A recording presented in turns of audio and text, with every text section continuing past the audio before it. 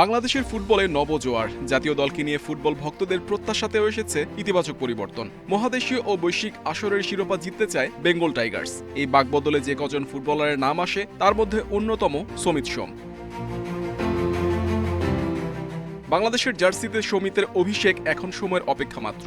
বাংলাদেশ দল সতীর্থদের পারফরমেন্স পরের ম্যাচে জয় পাওয়া নিয়ে নিজের ভাব প্রকাশ করেছেন কানাডা প্রবাসী এই ফুটবলার। সিঙ্গাপুরের বিপক্ষে স্বাগতিকরা ফেভারিট মনে করেন সমিত। মুখিয়ে আছেন হামজা জামালদের সাথে খেলতে।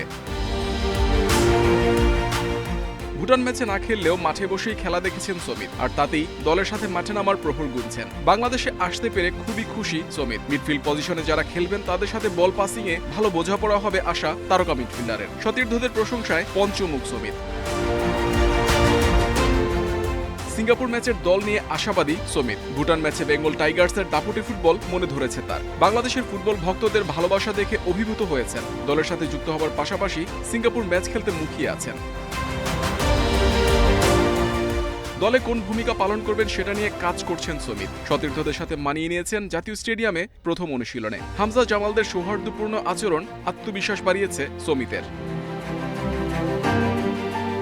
দেশের মাটিতে নিজের অভিষেক ম্যাচ রাঙাতে অপেক্ষার শেষ প্রহর গুনছেন সমিত।